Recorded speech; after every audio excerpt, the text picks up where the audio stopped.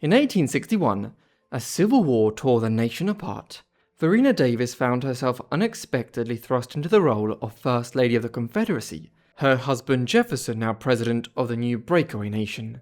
But behind her position lay suspicion and strain. Rumours about her ancestry swirled, critics questioned her loyalty, and the war would bring devastating personal loss. So what would become of her? Join me to find out. Varina Davis was born and baptized as Varina Howell on the 7th of May, 1826. Her parents, William and Margaret, lived in Natchez in the state of Mississippi, but she appears to have been born in rural Louisiana when her parents were visiting some relatives in the state. Yet, some sources claim she was born in Mississippi. Varina was born into a family that embodied the early American elite. On her father's side, ambition and public service ran deep.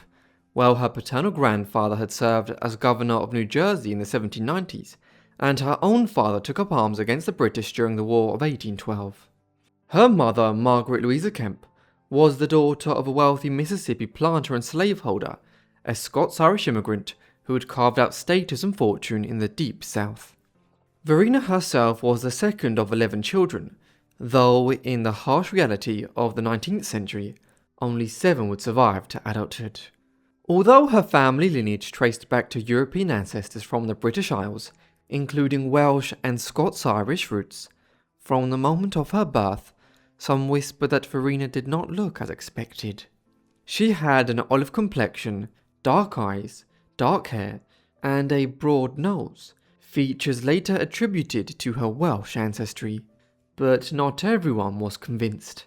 To many in the rigid race-obsessed society of the antebellum South, these traits seemed unusual, and as you will soon see, unusual invited suspicion. During Varina's childhood, her father was a reasonably prosperous merchant, the owner of a plantation and dozens of enslaved people. For a time, the family lived comfortably, but in the 1830s, a series of poor investments, combined with an increasingly expensive lifestyle, sent his finances into steady decline. By 1839, the setbacks had mounted to the point of bankruptcy.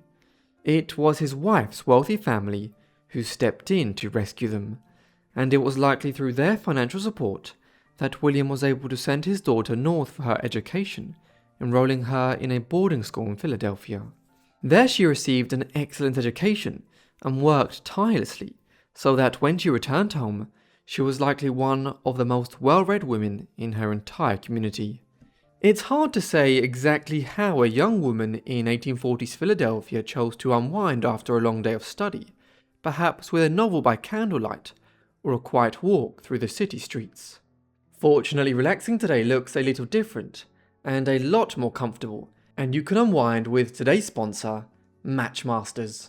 If you haven't heard of Matchmasters, it's a multiplayer match 3 game, and in fact, it's the most popular one in the world. In Matchmasters, you can compete with friends to match pieces on a board and see who gets the highest score. Of course, if your friends are busy, you can hop into solo mode or play against people from all over the globe. I love playing to de-stress after editing my Forgotten Lives videos, and I especially like the incredible and unique in-game graphics. If you're a gamer like me, you'll also love the fact that there are loads of strategies to win, and you can get powerful boosters to crush your opponents. If you want an even bigger challenge, you can play Rumble, where you play against various people at once. There are also tons of cool events, and really fun and social team game modes, so don't miss out. Make sure to use my link down below, or scan my QR code to get a special starter pack just for my subscribers, and start playing Matchmasters today. I hope you enjoy it. Now back to the video. In late 1843, at just 17 years old, Varina met her future husband at a Christmas party at Hurricane Plantation. This was Jefferson Davis. He was 18 years older than her, and was a wealthy plantation owner. Jefferson had been briefly married before to Sarah Knox Taylor, but she had died just months after their wedding in 1835. Sarah had been the daughter of Zachary Taylor, a US Army general who briefly served as the 12th President of the United States between 1849 and his death in office in 1850. Varina was smitten with Davis from the moment they met, yet her parents were far less enthusiastic, troubled by the differences in age, background and politics between the pair. Still, after some hesitation, they gave their consent, and the courtship continued through 1844 and into the following year. Davis then proposed, and the wedding was planned as a grand social affair, but this was later abandoned. When they married in 1845, the ceremony was held at her parents' home, with only a small circle of Varina's relatives and friends in attendance, but strangely, no one from the Davis family was there. It was only after this that Varina realized that her husband's attitudes towards gender norms were quite traditional, and that he expected her to play the role of a conventional Southern wife, despite her education. She also realized that he carried a lingering affection for his deceased first wife. After her death in 1835, Davis had mourned her deeply and had spent much of the next 8 years withdrawn from society, unable, or perhaps unwilling, to fully let go of the past. Varina would later admit that she sometimes felt like a consolation wife in their marriage. Even their brief honeymoon served as a reminder. It included a visit to his elderly mother, Jane Davis, and a solemn stop at the grave of the woman who had come before her. The newlyweds then settled at Briarfield, the plantation Jefferson had established on the land provided by his elder and richer brother Joseph. Soon after, his widowed and impoverished sister arrived with her 7 children to live there, a decision made without consulting Varina, much to her displeasure. But then in 1846, Jefferson Davis was elected to the U.S. House of Representatives, and Varina accompanied him to Washington, D.C., a city she quickly grew to adore. She threw herself into its social life, and soon established herself as one of the city's most popular and youngest hostesses. Before long, however, Davis resigned his seat to serve in the Mexican-American War from 1846 to 1848. After the conflict, he returned to politics with renewed ambition. Yet, as his stature grew, so too did the tension between husband and wife, as his views on politics were at odds with Varina's. While she had more of a Northerner's views on slavery, Jefferson didn't, and he had even compared slaves to livestock. Despite this, she was able to reconcile their opposing perspectives in her head, and the relationship remained steady. She enjoyed money, and Jefferson's growing wealth in the 1850s seemingly smoothed out a lot of the issues in their relationship. He served for many years as a senator for Mississippi, and in 1853 he was appointed as Secretary of War in the administration of President Franklin Pierce. This meant that while their home was in Mississippi, the family spent much of their lives between 1845 and 1861 living in Washington, D.C. Here Varina felt more at ease, finding the city's broader political and social world better suited to her outlook than Mississippi's increasingly heated atmosphere. But family tragedy was just around the corner. Between 1852 and 1864, Varina and Jefferson had 6 children, 4 boys and 2 girls. Tragically, most would have short lives. In 1854, the Davises were devastated when their first child, Samuel, died before reaching 2. Grief-stricken, Varina withdrew from social life for a time. The following year brought the birth of their daughter Margaret, the only one of their children who would grow up, marry and have a family of her own. A third child, Jefferson Jr., survived into adulthood, but died at just 21 in 1878 during a yellow fever epidemic in the Mississippi River Valley. 2 more sons followed, Joseph born in 1859 and William born in 1861. Both died in childhood. Their youngest child, Winnie, born in 1864, was especially close to her mother, but in the years before her birth, events were unfolding in the South that would change their lives forever. The entire trajectory of Varina's life changed in late 1860. Ever since her childhood, the debate over slavery had been escalating in the United States. From the earliest days of the Republic, there had been a divide between the northern states and the southern ones. The northern states were more urbanized and were adopting industrial processes that meant that their economies were no longer reliant on slave labor. Many states had begun to ban the institution, and by Varina's time, there was a clear divide between the free states of the north and the slave-owning states of the South where enforced labor was still central to the cultivation of cotton and tobacco on enormous plantations. Varina lived her entire life up to the end of the 1850s against this backdrop. While slavery was normalized for many Southerners, her own more cosmopolitan upbringing and education meant that she had been exposed to the views of Northern liberals on the issue for many years, and given her connections to both regions, she called herself a half-breed. Slavery had also become increasingly contentious nationwide. The expansion of the country westwards had ignited a debate about whether or not slavery should be allowed in new states. This began to boil over in the 1850s, especially so after the formation of the Republican Party. Its presidential candidate, Abraham Lincoln, was elected as President of the United States in November 1860. Although Lincoln had not explicitly campaigned on a platform of abolishing slavery nationwide, the Southern states feared his intentions, and in December 1860, South Carolina became the first state to secede from the Union. A host of other states followed between January and April 1861, uniting to form the rival Confederate States of America in the South. That same April, the first shots of the American Civil War rang out, igniting a conflict between the Union and the Confederacy that would tear the nation apart. Varina Davis and her husband would soon become the first and only President and First Lady of the Confederate States of America. Their path to this unique position in history was gradual. Mississippi decided to join South Carolina and seceded from the Union on the 9th of January 1861. Jefferson formally resigned from the Senate in Washington, D.C. 12 days later. Just 4 weeks later, he became the provisional president of the Confederate States at their convention assembled in Montgomery, Alabama.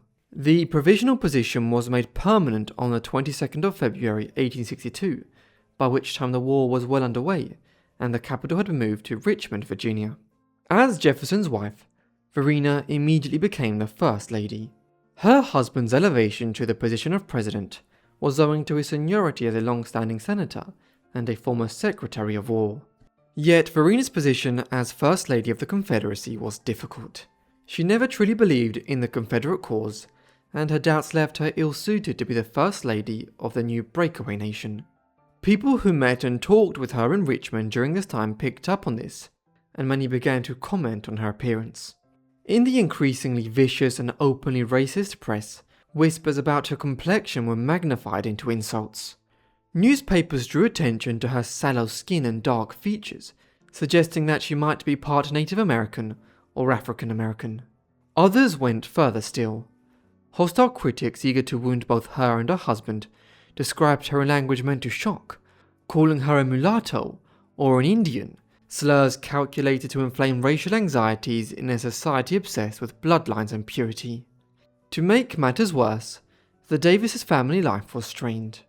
Varina was frequently pregnant during these years, and their son Joseph died in April 1864 after a bad fall right after his 5th birthday.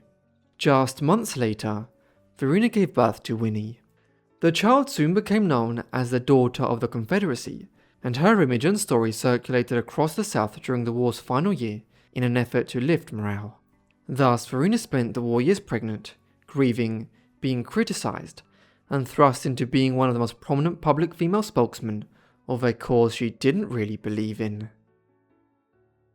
The American Civil War ended in defeat for the Confederacy in April 1865, almost 4 years to the day after it started. While the leading Confederate general, Robert E. Lee, organized the surrender, Jefferson, Varina, their family, and supporters fled south from Richmond. They were captured in Georgia, and Jefferson was detained after suspicions arose that he was connected in some way to the assassination of President Abraham Lincoln just days after the fighting stopped. Jefferson spent the next 2 years in confinement as a result. During that time, Varina sent their children to Canada to place them in safekeeping with relatives while she campaigned to get her husband released. He was freed on bail in May 1867 and was included in a general amnesty of former Confederate politicians and soldiers issued by President Andrew Johnson at Christmas 1868. The Davises were now free to live their lives again in whatever way they might choose. However, their society around them had changed. Jefferson's wealth had been largely based around his plantations run by slave labor. That was now gone. Furthermore, There was no chance of a renewed political career, and the family's wealth had been decimated by the war, as well as all of his legal fees during his imprisonment. It was now that the family travelled to Europe, making some money through speaking and appearance fees owing to their celebrity status as the former President and First Lady of the Confederacy. Varina and the children remained in Europe after Jefferson returned to America and considered taking up various teaching roles. In England with her sister and children, Varina was outraged to read about Jefferson's possible affairs back in the US in 1870 and 1871. During this time, their son William died just before his 11th birthday, and this combined with the collapse of their fortunes plunged them into prolonged periods of depression. In the mid-1870s, Varina returned to America, and the couple gradually reconciled, eventually living together again by 1878. By then, Jefferson was relying on the generosity of a patron, Sarah Dorsey, the wealthy widow of a Louisiana planter. Dorsey had actually known Varina since their school days in the 1830s, when the two girls attended boarding school together. Dorsey was also a writer and historian who became a fierce defender of the Confederate cause in her writings. She invited the Davises to come and live on her estate at Bouvron, Mississippi on the Gulf of Mexico, and eventually sold them a house there at a cheap rate. When Sarah died in 1879, she left Jefferson a substantial sum of money that largely alleviated their financial problems for the rest of Jefferson's life. He died in a massive yellow fever outbreak across the southern states in 1889, aged 81. After the death of her husband, Varina went to live in New York City, a move that was viewed as controversial at the time. She was related to the media magnate Joseph Pulitzer, and he gave her a job writing for the New York World in 1891. Her daughter Winnie went with her. She was also writing during these years, and she published several books, such as the study of the Irish revolutionary, Robert Emmet. Thus, Varina and her daughter lived a middle-class life as writers in Manhattan in the 1890s, often living in apartment hotels in the city or with relatives. Occasionally, Varina was criticized in the southern press for her decision to move north and to write for a Yankee newspaper in New York City. She shot back at these criticisms, stating that the war and her husband's death meant that she had to work to support herself. In 1898, tragedy struck when Winnie died at 34 years of age, possibly from either pneumonia or gastritis. Varina organized for her to be buried in Richmond next to her father and brother. Varina continued to write thereafter, though she was growing older. A lot of her later articles focused on the idea of trying to promote reconciliation and better understanding between the northern and southern states, as the country was still bitterly divided 3 decades after the Civil War. It was an odd life between two realities for Varina. On the one hand, she lived in New York, but she also travelled to attend gatherings of women who had grown up and lived in families with former Confederate soldiers and political figures. In her later years, she had an interest in expanding educational access. In 1901, for instance, she met with the influential African American leader, Booker T. Washington, and discussed the ways in which both women and African Americans could have greater educational opportunities in America. In her final years, she enjoyed taking a daily ride through Central Park and attending a theatre. In the end, she lived to be 80 years old, dying of pneumonia in her Midtown Manhattan apartment on October 16, 1906. She was survived by her daughter, Margaret Davis Hayes, as well as several grandchildren and great-grandchildren. To this day, many look at her photographs and speculate about her ancestry, with some believing she must have had some African or Native American heritage given her looks. Some also point to the fact that she called herself a half-breed to further support this. Yet genealogical research and the work of modern historians have found no credible evidence that supports this. Her documented family lines trace back to European ancestors, so we can only speculate. Varina Howe Davis was honoured with a funeral procession through the streets of New York City and was later laid to rest in Richmond, meaning that the one and only First Lady of the Confederacy was laid to rest in its brief capital. Her tombstone simply read, "At peace." Thank you so much everyone for watching this video on Varina Davis. I hope you found it interesting. Also, a special thanks again to Matchmasters. Make sure to check that out by using my link down below. What did you think of her life story and of the images of her? Do you think she had other ancestry other than European? I'd like to know your thoughts down below in the comments. And if you have any other suggestions, also let me know down below in the comments. I hope you guys are subscribed and have notifications turned on to get all my videos as soon as I upload them. Anyway, that's all from me, so I'll see all of you in the next Forgotten Life. Thanks.